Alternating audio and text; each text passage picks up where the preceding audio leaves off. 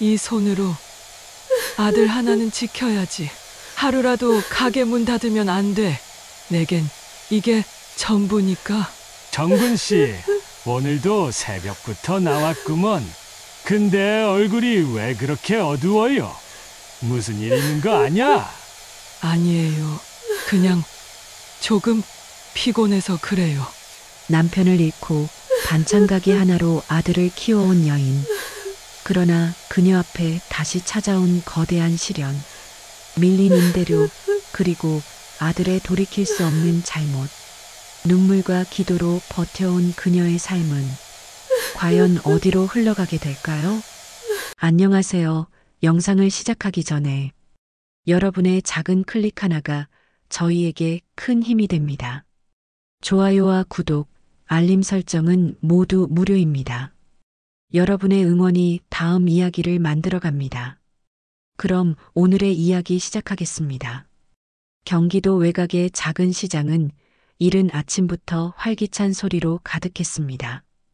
채소를 다듬는 소리, 생선을 써는 칼소리, 상인들의 호객 소리가 어우러져 하나의 교향곡을 만들어냈죠. 그 한복판에서 정분 여사는 오늘도 변함없이 반찬 가게 문을 열었습니다.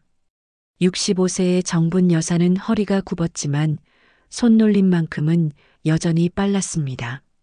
새벽 4시부터 일어나 무, 배추, 콩나물을 다듬고 양념을 만들어 반찬을 준비했습니다.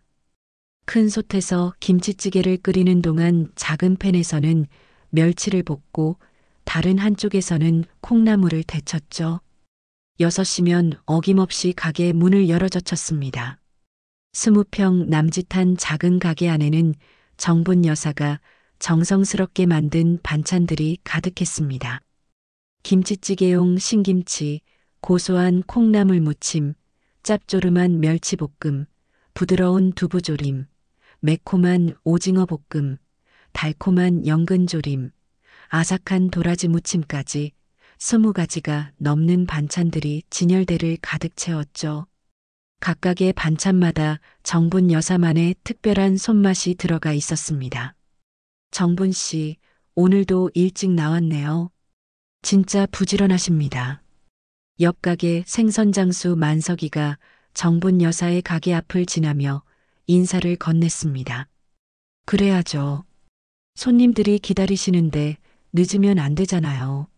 정분 여사는 미소를 지으며 대답했습니다만 그 미소 뒤에는 깊은 피로와 걱정이 숨어 있었습니다. 정분 여사는 남편을 잃고 홀로 아들을 키워왔습니다. 남편 도철이가 택시 운전을 하다가 교통사고로 세상을 떠난 게 벌써 15년 전이었죠. 그때 준호는 겨우 10살이었습니다. 갑작스러운 가장의 죽음 앞에서 정분 여사는 한동안 멍하니 앉아만 있었습니다. 하지만 어린 아들을 보면서 울고만 있을 수는 없었죠.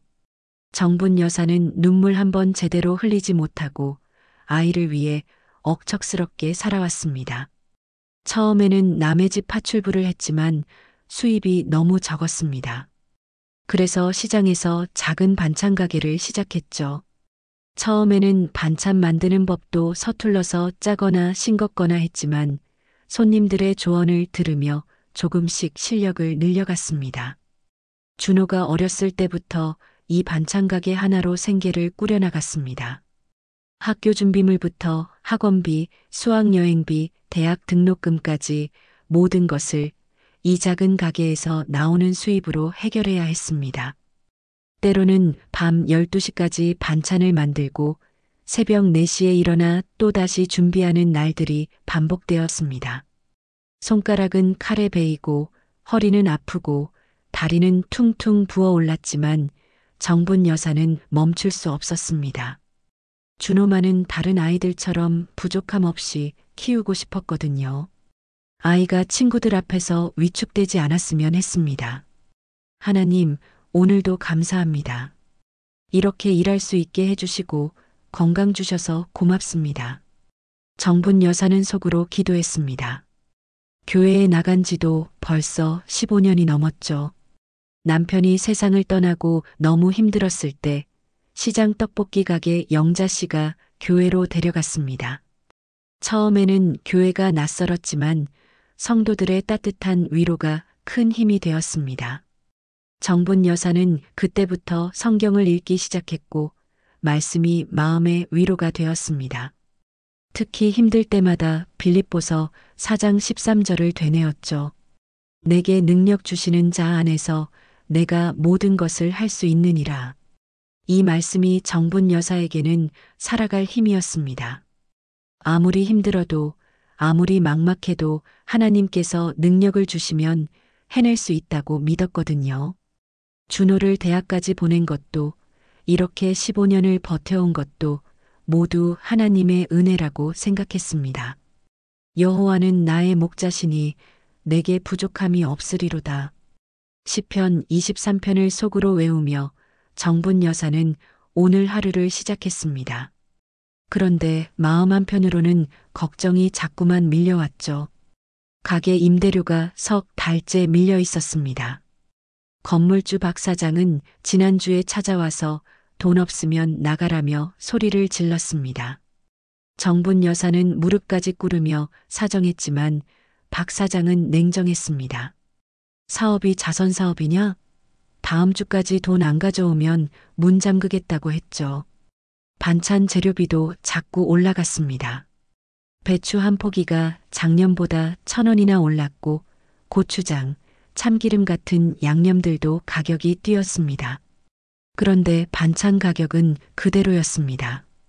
손님들이 부담스러워할까봐 차마 가격을 올리지 못했거든요.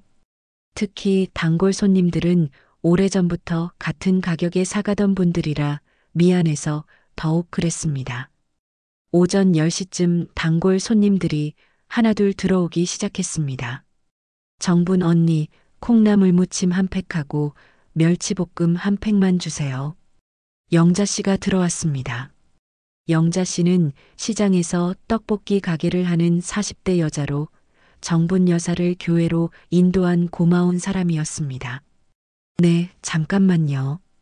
오늘 멸치볶음 정말 맛있게 됐어요. 정분 여사는 정성스럽게 콩나물 무침과 멸치볶음을 담아주었습니다.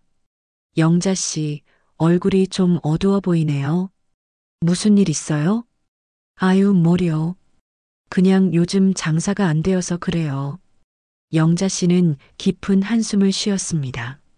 언니도 마찬가지겠지만 요즘 시장이 예전 같지 않아요. 큰 마트가 생기면서 사람들이 다 그쪽으로 가버렸어요. 거기는 주차도 편하고 에어컨도 나오잖아요. 정분 여사도 고개를 끄덕였습니다.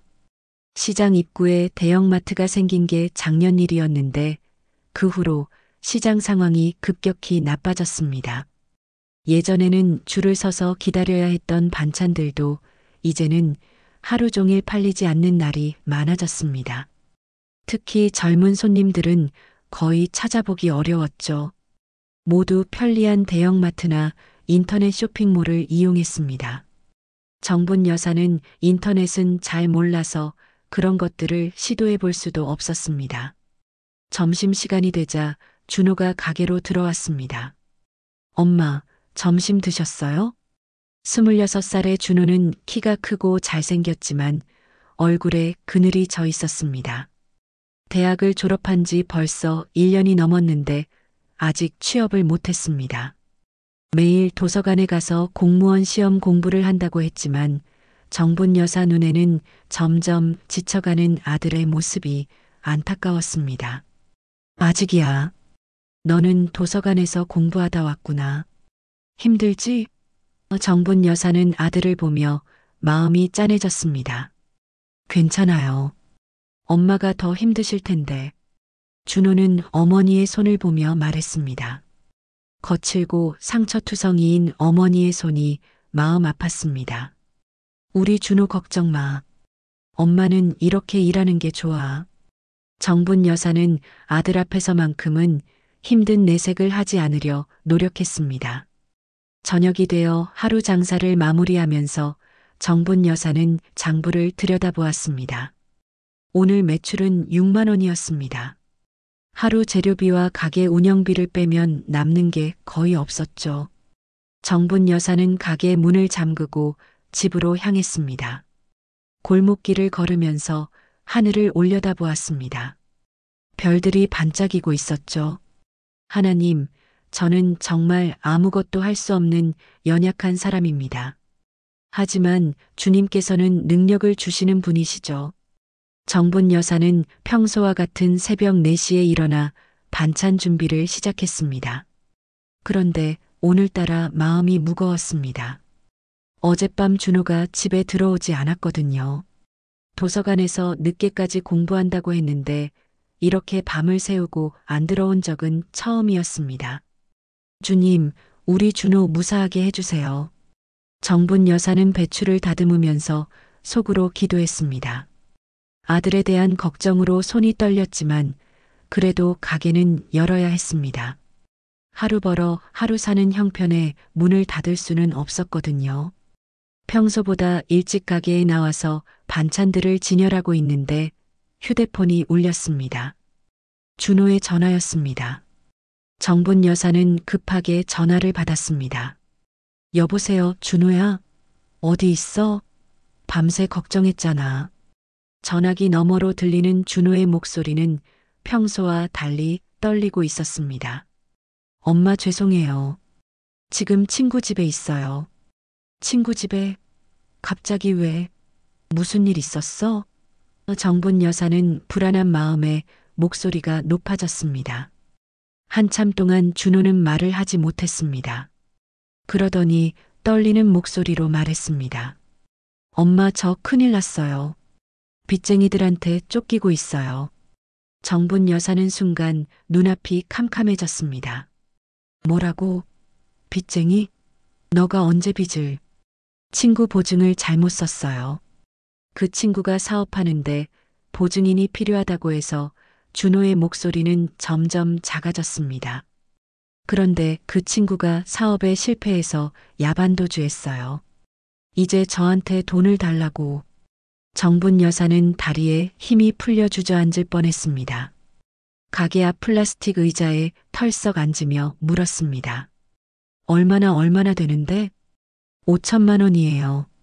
준호의 대답에 정분 여사는 머리가 하얗게 변하는 느낌이었습니다. 5천만 원? 그게 말이 돼?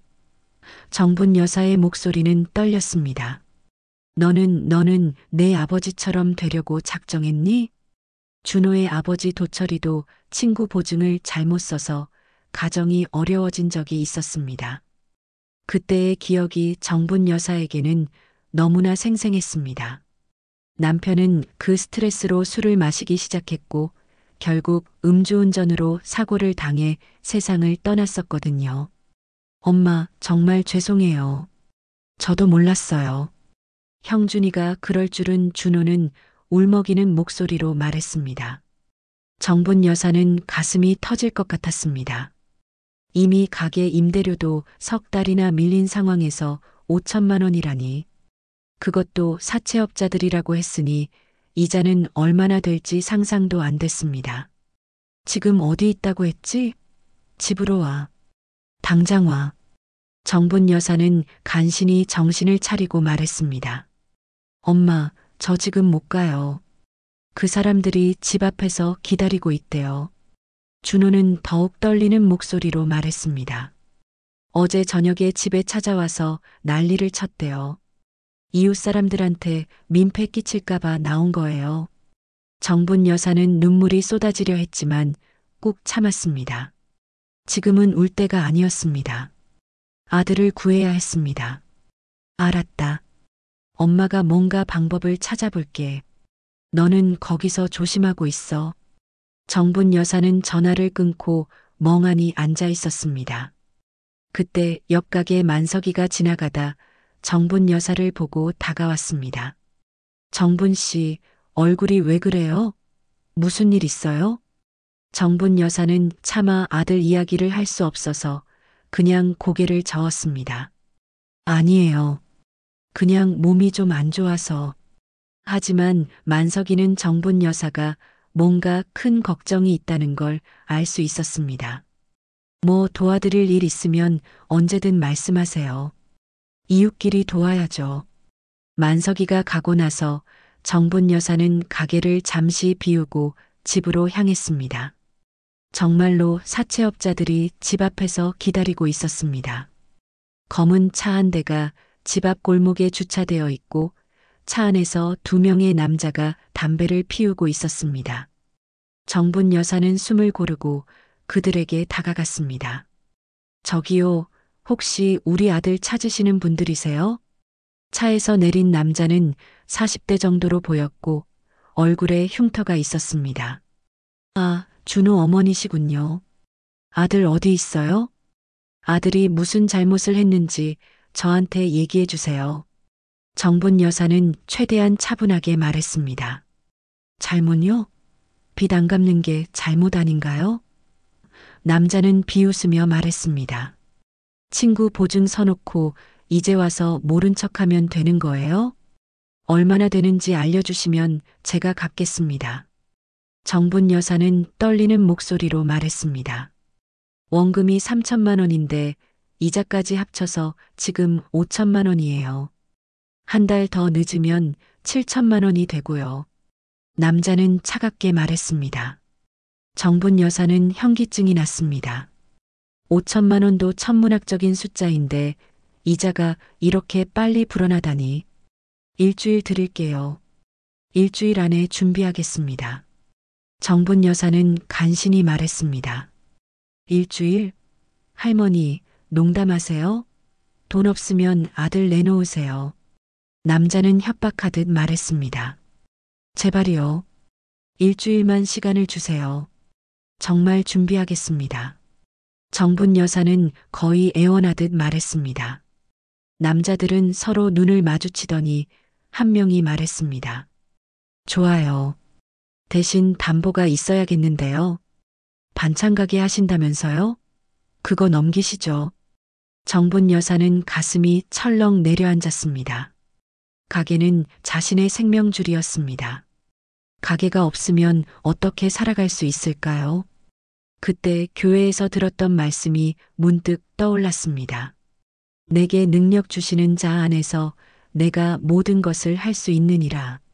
정분 여사는 속으로 간절히 기도했습니다. 하나님, 저에게 지혜를 주세요. 어떻게 해야 할지 모르겠습니다. 남자들이 돌아가고 나서 정분 여사는 교회 목사님을 찾아가기로 했습니다.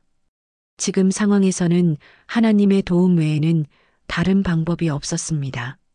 정분 여사는 가게 문을 급히 닫고 교회로 향했습니다.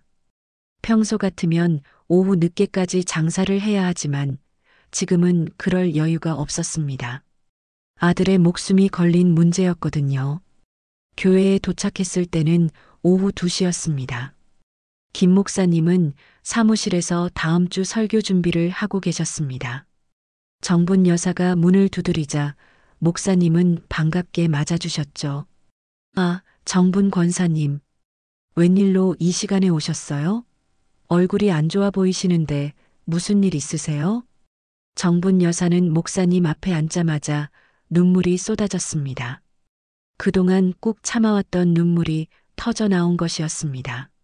목사님, 저희 준호가 큰일 났어요. 김 목사님은 차분하게 정분 여사의 이야기를 들어주었습니다. 준호가 친구 보증을 잘못 쓴 일 5천만 원이라는 큰 빚, 사채업자들의 협박까지 모든 상황을 듣고 나서 목사님은 깊은 한숨을 쉬었습니다. 정분 권사님, 정말 어려운 상황이네요. 그런데 지금 가장 중요한 건 준호 군의 안전이에요. 혹시 지금 어디에 있는지 아세요? 친구 집에 숨어 있다고 하는데 정확히 어딘지는 모르겠어요. 정분 여사는 코를 훌쩍이며 말했습니다. 목사님, 저는 이제 어떻게 해야 할지 정말 모르겠어요.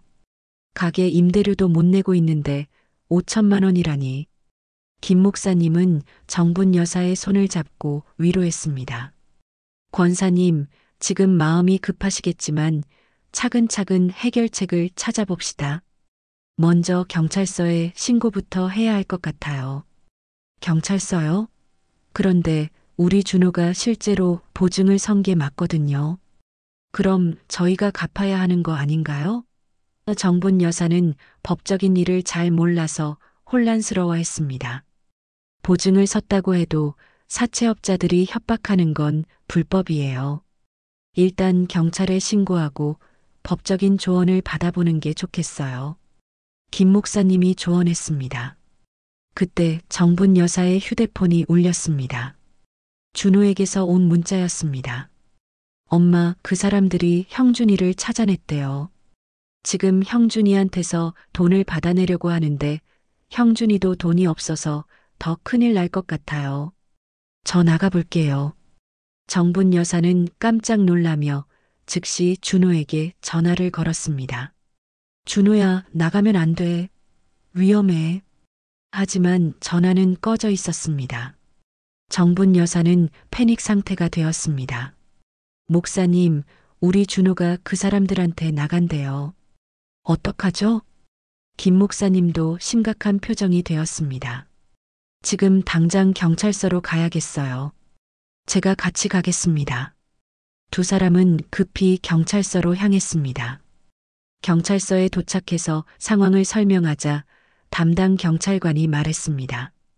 사채업체 신고는 많이 받고 있습니다만 구체적인 증거가 있어야 수사를 시작할 수 있어요. 증거요? 우리 아들이 위험에 처해 있는데 증거가 뭐가 중요해요?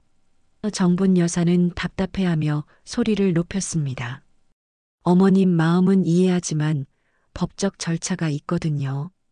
아드님이 직접 피해 신고를 하시거나 실제 폭행이나 협박 장면을 녹음한 증거가 있어야 합니다. 경찰관이 설명했습니다. 정분 여사와 김 목사님은 실망한 채 경찰서를 나왔습니다. 목사님, 경찰도 별로 도움이 안 되네요. 그래도 일단 신고는 접수되었으니까 도움이 될 거예요. 이제 다른 방법을 생각해 봐야겠어요. 김 목사님이 위로했습니다. 교회로 돌아와서 김 목사님은 정분 여사에게 말했습니다. 권사님, 저도 교회 성도들과 상의해서 도울 방법을 찾아보겠어요. 그런데 가장 중요한 건 권사님의 믿음이에요. 믿음이요? 정분 여사는 목사님을 바라보았습니다. 네. 지금이야말로 말씀이 현실이 되는 순간입니다. 권사님이 늘 붙들고 계신 빌립보서 4장 13절 말씀 기억나시죠? 내게 능력 주시는 자 안에서 내가 모든 것을 할 수 있느니라. 주님이 능력 주시면 불가능이 없어요. 정분 여사는 떨리는 손으로 성경을 꼭 쥐었습니다. 목사님, 정말 주님이 도와주실까요? 저는 너무 연약해요. 권사님이 연약하시다고요? 남편 잃고 혼자서 아들 대학까지 보내신 분이 연약하다고요? 김 목사님은 따뜻하게 말했습니다. 그동안 권사님을 지켜주신 하나님이 지금도 함께하고 계세요. 그때 정분 여사의 휴대폰이 다시 울렸습니다. 모르는 번호였습니다. 여보세요? 준호 어머니시죠? 저는 준호 친구 형준이 아버지입니다. 전화 너머 남자의 목소리는 절망적이었습니다. 지금 우리 아들하고 준호가 그 사람들한테 붙잡혔어요. 정분 여사는 눈앞이 캄캄해졌습니다. 어디에 있어요? 지금 어디에? 강남에 있는 사무실이래요. 주소는 모르겠고 아이들한테서 연락이 끊어졌어요. 형준 아버지도 울먹이는 목소리였습니다. 정분 여사는 주저앉을 뻔했습니다. 김 목사님이 급히 정분 여사를 붙잡으며 전화를 대신 받았습니다. 저는 정분 권사님 교회 목사인데요. 지금 상황이 어떻게 된 거죠? 형준 아버지의 설명을 듣고 김 목사님은 심각한 표정이 되었습니다. 사채업자들이 두 아이를 강남의 어떤 사무실로 데려갔다는 것이었습니다. 권사님, 지금 당장 다시 경찰서로 가야겠어요. 이제는 명백한 납치 사건이에요. 정분 여사는 정신이 하나도 없었습니다. 세상이 무너지는 것 같았습니다. 목사님, 우리 준호가 권사님, 진정하세요. 지금이야말로 기도할 때예요. 김 목사님은 정분 여사와 함께 무릎을 꿇고 간절히 기도했습니다. 하나님 아버지, 지금 준호와 형준이가 위험에 처해 있습니다. 주님께서 이 아이들을 보호해 주시고 안전하게 구출해 주세요. 정분 권사님에게 힘과 지혜를 주세요. 기도를 마치고 일어선 정분 여사의 눈에는 이전과 다른 결연한 의지가 보였습니다. 목사님, 저는 더 이상 가만히 있을 수 없어요. 아들을 찾으러 가야겠어요. 혼자 가시면 안 돼요. 제가 함께 가겠습니다. 김 목사님도 일어섰습니다. 정분 여사는 속으로 다짐했습니다. 주님, 내게 능력을 주세요. 아무것도 할 수 없는 이 연약한 여자에게 능력을 주시면 무엇이든 하겠습니다. 정분 여사와 김 목사님은 다시 경찰서로 향했습니다. 이번에는 상황이 달랐습니다. 명백한 감금 사건이 되었으니까요. 경찰서에 도착해서 상황을 재차 설명하자 담당 경찰관의 태도도 달라졌습니다. 아, 이건 심각한 사안이네요. 즉시 수사에 착수하겠습니다. 경찰관은 정분 여사와 형준 아버지의 진술을 받기 시작했습니다. 그런데 문제가 있었습니다. 사채업자들이 아이들을 어디로 데려갔는지 정확한 위치를 알 수 없었던 것입니다. 형준이가 마지막으로 보낸 문자에는 강남 어디 사무실이라고만 되어 있었거든요. 휴대폰 위치 추적이 가능할까요? 정분 여사가 간절히 물었습니다. 휴대폰이 꺼져 있으면 추적이 어려워요. 그리고 법원 영장이 필요한 절차라서 시간이 좀 걸립니다. 경찰관이 답했습니다. 정분 여사는 답답함에 가슴이 터질 것 같았습니다. 시간이 흘러갈수록 아들이 더 위험해질 텐데 이렇게 기다리고만 있을 수는 없었습니다. 그때 형준 아버지가 말했습니다. 혹시 우리가 직접 찾아가면 안 될까요? 강남이라고 했으니 사채업체들이 많이 모여 있는 곳을 중심으로 찾아보면 위험해요. 시민이 직접 나서기보다는 경찰 수사를 기다리시는 게 좋겠어요. 경찰관이 만류했습니다. 하지만 정분 여사는 더 이상 참을 수 없었습니다. 저는 못 기다려요. 우리 아들이 어떤 일 당할지 모르는데 어떻게 집에서 가만히 있어요? 김 목사님이 정분 여사를 진정시키려 했지만 정분 여사의 마음은 이미 결정되어 있었습니다. 경찰서를 나오면서 정분 여사는 형준 아버지에게 말했습니다. 저는 직접 찾아보겠어요. 가만히 있을 수 없어요. 저도 같이 가겠습니다. 우리 아들도 거기 있으니까요. 형준 아버지도 마음은 같았습니다. 김 목사님은 걱정스러웠지만 두 사람의 절박한 심정을 이해할 수 있었습니다. 그럼 제가 교회 청년들에게 연락해서 도움을 청해 보겠어요. 혼자 가시면 안 되니까 함께 가겠습니다. 세 사람은 강남으로 향했습니다. 강남역 주변에는 정말로 작은 사무실들이 즐비했습니다. 하지만 어디서부터 찾아야 할지 막막했습니다. 일단 사채업체 간판이 있는 곳들부터 찾아보죠. 형준 아버지가 제안했습니다. 첫 번째 사무실에 들어가서 물어보니 모른다고 했습니다. 두 번째, 세 번째도 마찬가지였습니다. 하지만 정분 여사는 포기하지 않았습니다. 우리 아들들이 분명 이 근처 어딘가에 있어요. 계속 찾아봅시다. 네 번째 사무실에서 드디어 단서를 찾았습니다. 그곳 직원이 그 아이들 말씀이시구나.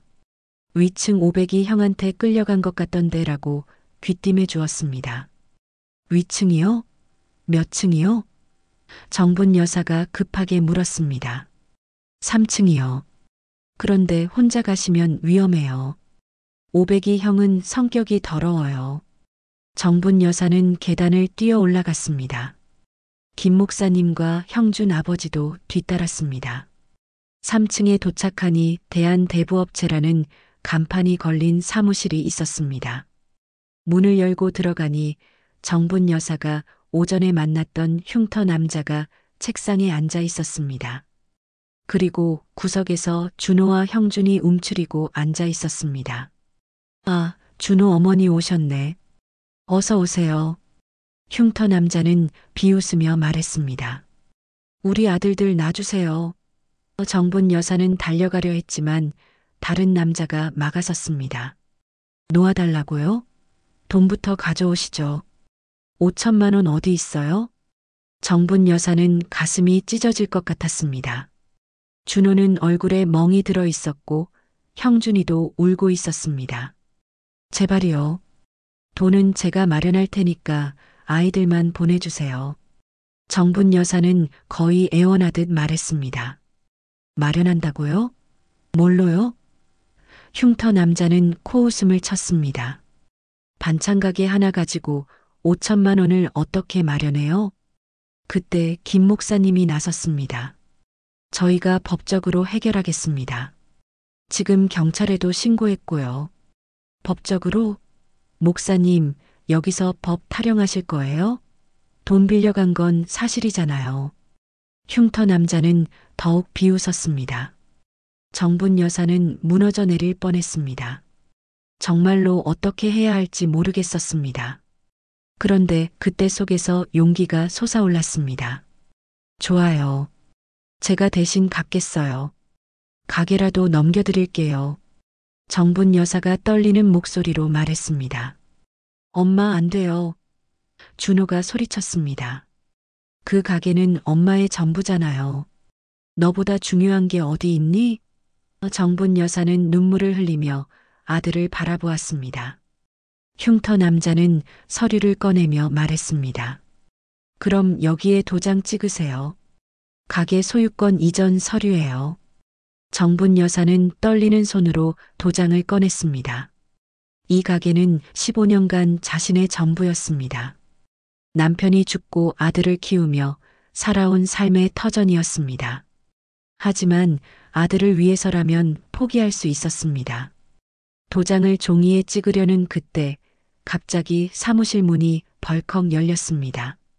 시장 상인들이 몰려들어왔습니다. 만석이를 비롯해서 영자 씨, 채소가게 할머니, 정육점 아저씨까지 10여 명이 들어왔습니다. 정분 씨, 그러지 마. 만석이가 큰 소리로 외쳤습니다. 우리가 도와줄게. 어떻게 여기를 정분 여사는 놀랐습니다. 김 목사님이 연락했어요. 우리 시장 사람들끼리 돈을 모았는데 200만 원 정도 됩니다. 영자 씨가 말했습니다. 흉터 남자는 비웃었습니다. 200만 원요? 5천만 원 중에 200만 원이 뭐가 되나요? 하지만 시장 사람들의 등장으로 분위기가 바뀌었습니다. 정분 여사는 혼자가 아니라는 걸 깨달았습니다. 그리고 그 순간 마음속에서 하나님의 음성이 들리는 것 같았습니다. 내게 능력 주시는 자 안에서 내가 모든 것을 할 수 있느니라. 정분 여사는 도장을 다시 주머니에 넣었습니다. 저는 가게를 넘기지 않겠어요. 다른 방법을 찾겠습니다. 흉터 남자는 정분 여사의 말에 화가 났습니다. 뭐라고요? 지금 장난해요? 돈 없으면 아들 포기하겠다는 거예요? 아니에요. 돈은 마련하겠어요. 하지만 가게는 절대 넘기지 않겠어요. 정분 여사는 이전과 달리 단호하게 말했습니다. 시장 사람들도 정분 여사를 지지했습니다. 그래, 정분 씨. 우리가 다 같이 도와줄게. 만석이가 큰 소리로 외쳤습니다. 그러나 사채업자들은 더욱 악랄해졌습니다. 그럼 이자가 더 붙는다는 거 알고 있죠? 하루에 100만 원씩 불어나요. 정분 여사는 절망스러웠지만 포기하지 않았습니다. 그때 김 목사님이 휴대폰을 보더니 말했습니다. 경찰이 오고 있습니다. 곧 도착한다고 하네요. 흉터 남자의 얼굴이 굳어졌습니다. 경찰이 와도 소용없어요. 합법적인 대부업체거든요. 하지만 경찰이 도착하자 상황은 달라졌습니다. 폭행 흔적과 감금 상황이 명백했기 때문이었습니다. 경찰은 사채업자들을 연행했고 준호와 형준이를 안전하게 구출했습니다. 정분 여사는 아들을 끌어안고 울었습니다. 준호야, 괜찮니? 많이 아프지? 엄마, 정말 죄송해요. 제가 잘못했어요. 준호도 어머니를 끌어안으며 울었습니다. 하지만 기쁨도 잠시, 빚 문제는 여전히 남아 있었습니다. 사채업자들이 잡혔다고 해서 빚이 사라지는 건 아니었거든요. 경찰서에서 조사를 마치고 집으로 돌아오는 길에 정분 여사는 깊은 생각에 잠겼습니다. 5천만 원을 어떻게 마련해야 할까요? 시장 사람들이 모아준 200만 원으로는 턱없이 부족했습니다. 집에 도착해서 준호는 어머니 앞에 무릎을 꿇었습니다. 엄마, 저 때문에 이렇게 됐어요. 정말 죄송해요. 일어나라. 이미 벌어진 일을 어쩌겠니?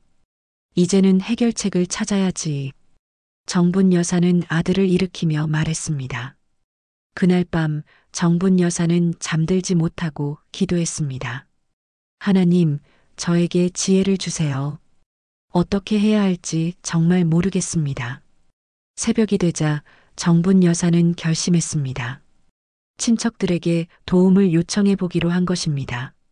하지만 현실은 냉혹했습니다. 큰언니에게 전화했지만 우리도 애들 교육비로 힘들다며 거절당했습니다. 시동생에게도 전화했지만 사업이 안 돼서 어렵다는 답변만 돌아왔습니다. 정분 여사는 좌절했습니다. 가족들마저 등을 돌리니 정말 갈 곳이 없었습니다. 그때 영자 씨가 가게로 찾아왔습니다. 정분 언니, 어떻게 됐어요?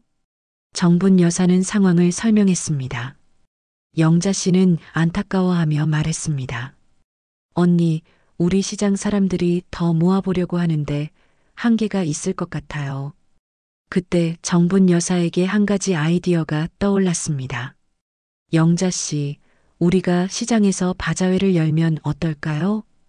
바자회요? 네. 시장 전체가 힘을 합쳐서 큰 바자회를 열어보는 거예요. 그러면 많은 사람들이 올 테고 수익도 낼 수 있을 거예요. 정분 여사의 눈에 희망이 보였습니다. 영자 씨도 좋은 아이디어라고 생각했습니다. 그런데 준비할 시간이 있을까요? 빚독촉이 계속 들어올 텐데 주님께서 도와주실 거예요. 정분 여사는 확신에 찬 목소리로 말했습니다. 정분 여사는 즉시 시장 상인들을 모았습니다. 처음에는 모두들 회의적이었습니다. 바자회로 5천만 원을 어떻게 만들어요? 하지만 정분 여사는 포기하지 않았습니다.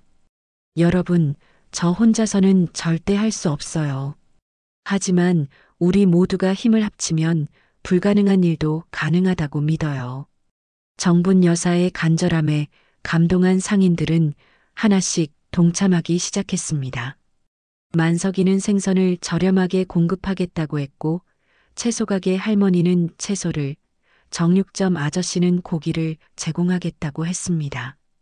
며칠 후 시장 전체가 바자회 준비로 분주해졌습니다. 정분 여사는 새벽부터 밤늦게까지 뛰어다니며 준비했습니다. 교회 성도들도 도와주었고 심지어 다른 지역 시장 상인들까지 소문을 듣고 도와주겠다고 했습니다. 하지만 여전히 걱정이 많았습니다. 과연 바자회로 그 많은 돈을 만들 수 있을까요? 바자회 준비가 본격적으로 시작되었습니다.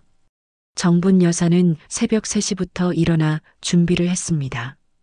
반찬을 대량으로 만들어야 했거든요. 평소보다 10배는 많은 양이었습니다. 준호도 어머니를 도왔습니다. 채소를 다듬고 설거지를 하고 포장을 도왔습니다. 엄마, 제가 더 도와드릴 일 없을까요?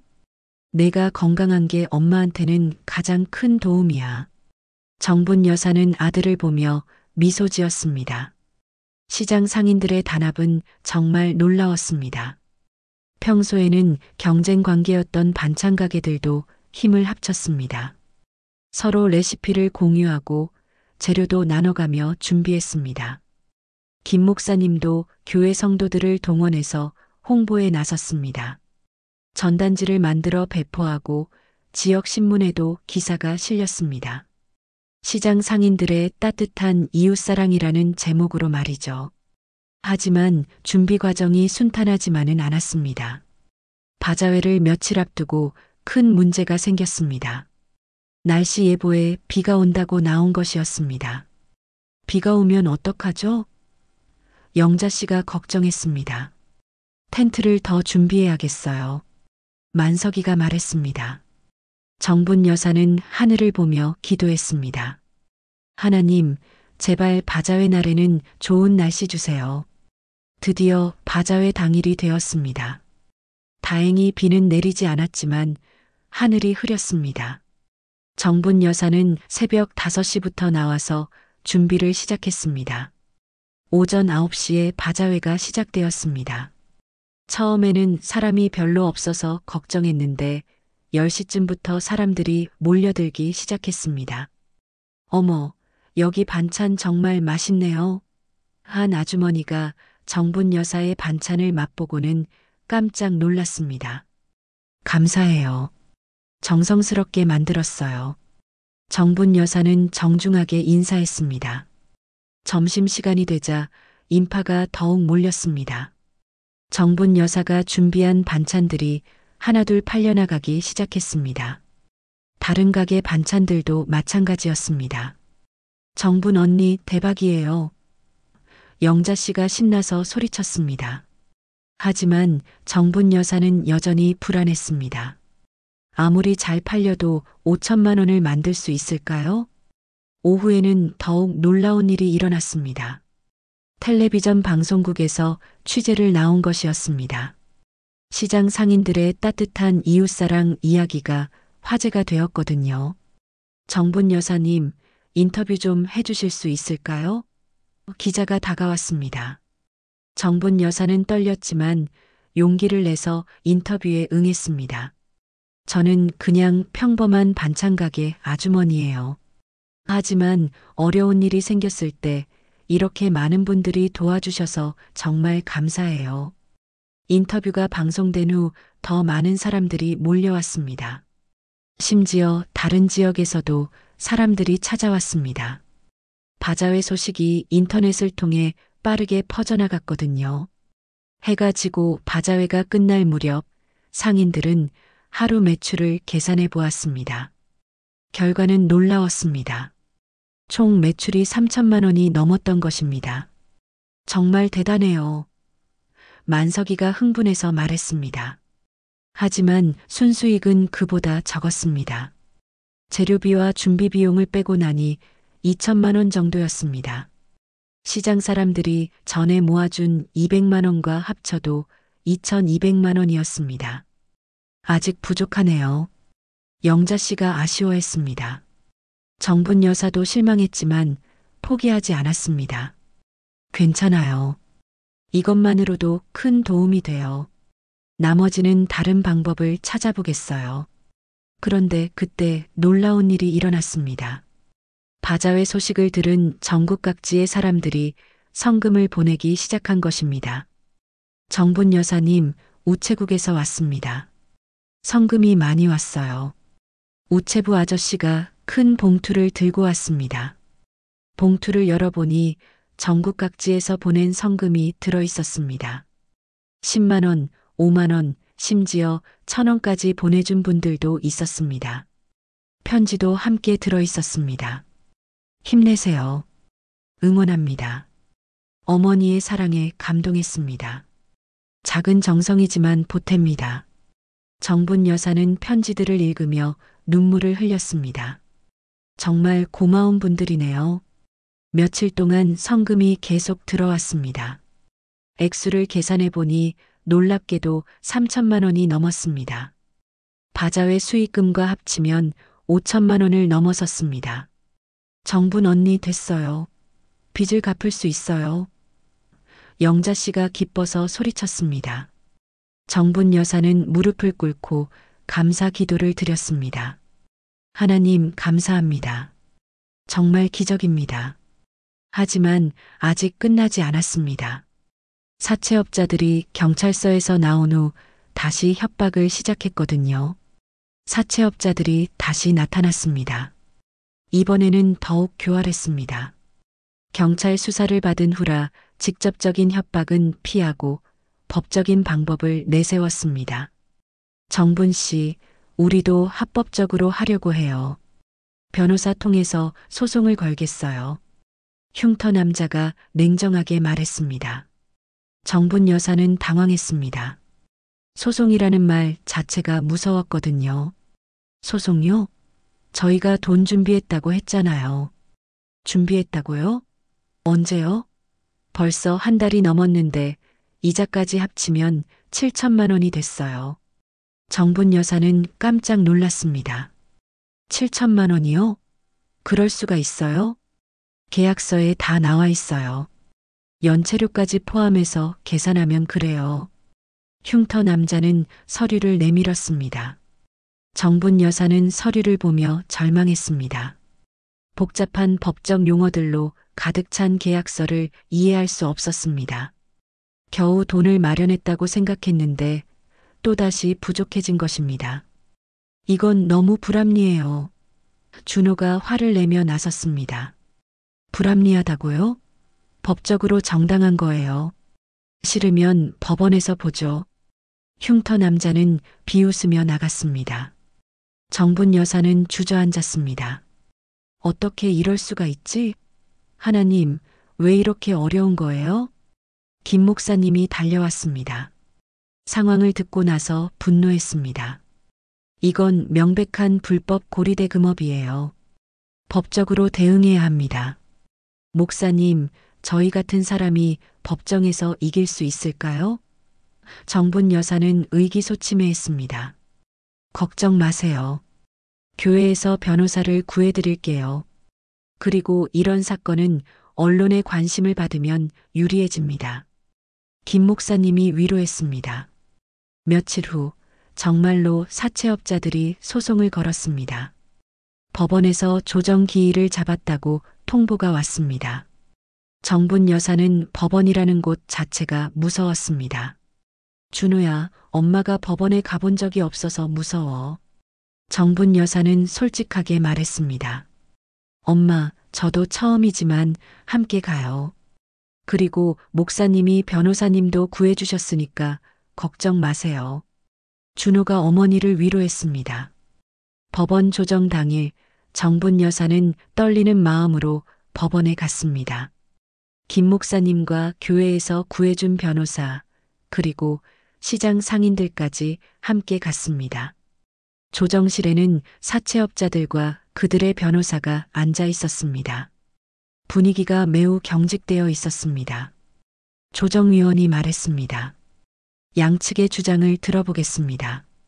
사채업자 측 변호사가 먼저 말했습니다. 저희는 합법적인 대부업체입니다. 계약에 따라 원금과 이자를 청구하는 것은 정당한 권리입니다. 정분 여사 측 변호사가 반박했습니다. 하지만 이자율이 법정 이자율을 초과합니다. 그리고 채무자를 감금한 것은 명백한 불법 행위입니다. 조정이 진행되는 동안 정분 여사는 가슴이 두근거렸습니다. 법적인 용어들이 너무 어려워서 무슨 말인지 잘 이해할 수 없었습니다. 그런데 놀라운 일이 일어났습니다. 조정위원이 사채업자들의 불법 행위를 인정한 것입니다. 감금과 협박은 명백한 불법 행위입니다. 또한 이자율도 법정 한도를 초과했네요. 조정위원이 엄중하게 말했습니다. 사채업자들의 얼굴이 굳어졌습니다. 상황이 자신들에게 불리해진 것을 알았거든요. 조정위원이 제안했습니다. 원금 3천만 원만 변제하는 것으로 합의하시면 어떻겠습니까? 정분 여사는 깜짝 놀랐습니다. 5천만 원이 3천만 원으로 줄어든 것입니다. 그것도 이자 없이 원금만 갚으면 되는 것이었습니다. 저희가 모은 돈으로 충분히 갚을 수 있어요. 정분 여사가 기뻐하며 말했습니다. 하지만 사채업자들은 쉽게 물러나지 않았습니다. 조정안을 받아들일 수 없습니다. 정식 재판을 하겠습니다. 조정이 결렬되고 정식 재판을 하게 되었습니다. 정분 여사는 또다시 걱정이 되었습니다.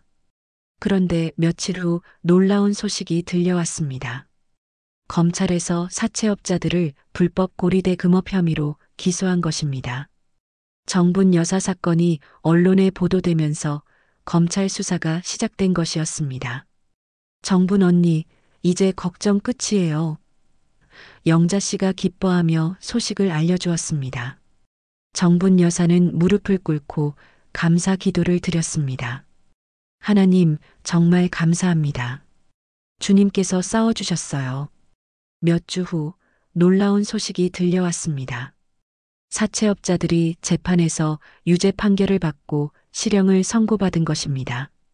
그리고 피해 배상 명령도 함께 내려졌습니다. 정분 여사님, 축하드립니다. 원금도 갚지 않아도 된다고 하네요. 변호사가 기쁜 소식을 전했습니다. 정분 여사는 믿을 수 없었습니다. 정말요? 정말 아무것도 안 갚아도 되는 거예요? 네. 불법 고리대금업으로 판명되어서 계약 자체가 무효 처리되었어요. 오히려 피해 배상을 받으실 수 있을 것 같아요. 정분 여사는 눈물을 흘렸습니다. 기쁨의 눈물이었습니다. 하나님, 정말 감사합니다. 준호가 어머니 앞에 무릎을 꿇고 울었습니다. 엄마, 정말 죄송했어요. 저 때문에 이렇게 고생하셨는데. 괜찮다. 이제는 우리가 주님 안에서 다시 시작하는 거야. 정분 여사는 아들을 일으켜 세우며 말했습니다. 사건이 해결되고 나서 전국에서 모아준 성금을 어떻게 할지 고민이 되었습니다. 이미 빚 문제가 해결되었으니까요. 김 목사님이 제안했습니다. 어려운 이웃들을 위해 쓰시면 어떨까요? 정분 권사님처럼 힘든 상황에 있는 분들이 많거든요. 정분 여사도 그 생각에 동의했습니다. 그래야죠. 저 혼자만 받을 수 없어요. 시장 상인들과 상의해서 사랑 나눔 기금을 만들었습니다. 어려운 상황에 있는 시장 상인들을 돕는 기금이었습니다. 첫 번째 수혜자는 채소가게 할머니였습니다. 할머니는 병원비 때문에 고생하고 계셨거든요. 정분아, 고맙다. 내가 복 받을 거야. 할머니는 정분 여사의 손을 꼭 잡으며 말했습니다. 몇 달 후 정분 여사는 새로운 가게 간판을 달았습니다. 능력 반찬집이라는 간판이었고 그 아래에는 작게 빌립보서 4장 13절이라고 적혀 있었습니다. 엄마, 간판 멋있어요. 준호가 말했습니다. 내게 능력 주시는 자 안에서 내가 모든 것을 할 수 있느니라. 이 말씀이 우리 가게 이름이야. 정분 여사는 뿌듯해했습니다. 준호는 그동안의 일을 계기로 많이 성숙해졌습니다. 공무원 시험 공부도 더 열심히 했고 무엇보다 어머니를 도우며 효도하려고 노력했습니다. 엄마, 제가 취업하면 더 큰 가게로 옮겨드릴게요. 준호가 말했습니다. 아니다. 여기가 좋아. 여기가 하나님이 주신 우리 터전이야. 정분 여사는 만족스러워했습니다. 새로운 간판을 단 후로 가게에 더 많은 손님들이 찾아왔습니다. 정분 여사의 이야기가 알려지면서 멀리서도 반찬을 사러 오는 사람들이 있었습니다. 정분 언니, 요즘 대박이네요.